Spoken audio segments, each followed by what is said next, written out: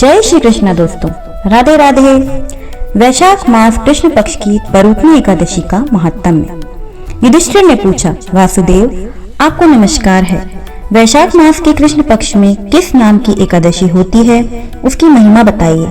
भगवान श्री कृष्ण बोले, राजन, वैशाख कृष्ण पक्ष की एकादशी बरूथनी के नाम से प्रसिद्ध है। यह इस लोक और परलोक में भी सौभाग्य प्रदान करने वाली है। बरूथनी के व्रत से ही सदा सौख्य का लाभ और पाप की हानि होती है। यह समस्त लोगों को भोग और मोक्ष प्रदान करने वाली है।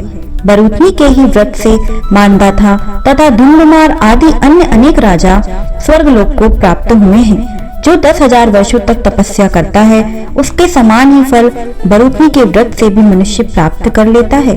नृप श्रेष्ठ घोड़े के दान से हाथी का दान श्रेष्ठ है। भूमि दान उससे भी बड़ा है। भूमि दान से भी अधिक महत्व तिल दान का है। तिल दान से बढ़कर स्वर्ण दान और स्वर्ण दान से बढ़कर अन्न दान है, क्योंकि देवता, पितर तथा मनुष्य को अन्न से ही तृप्ति होती है। विद्वान पुरुषों ने कन्या दान को भी अन्न दान के ही समान बताया है। कन्या दान के तुल्य ही धेनु का दान है। यह साक्षात भगवान का कथन है। ऊपर बताए हुए सब दानों से बड़ा दान विद्या दान है। मनुष्य बरूथनी एकादशी का व्रत करके विद्या दान का भी फल प्राप्त कर लेता है। जो लोग पाप से मोहित होकर कन्या के धन से जीविका चलाते हैं, वो पुण्य का क्षय होने पर यातना में नरक में जाते हैं।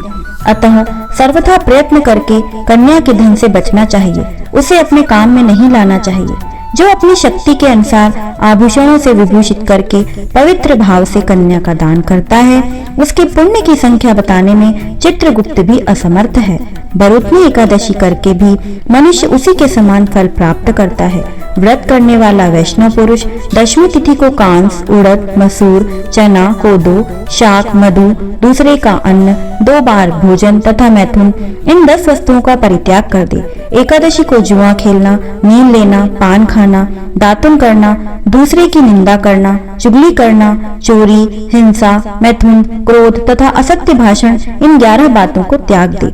द्वादशी को कांस, उड़द, शराब, मधु, तेल, पतितों से वार्तालाप, व्यायाम, परदेश गमन, 2 बार भोजन, मैथुन, बैल की पीठ पर सवारी और मसूर, इन 12 वस्तुओं का त्याग करे। राजन, इस विधि से बरूथनी एकादशी की जाती है। रात को जागरण करके जो भगवान मधुसूदन का पूजन करते हैं, वे सब पापों से मुक्त हो परम गति को प्राप्त होते हैं।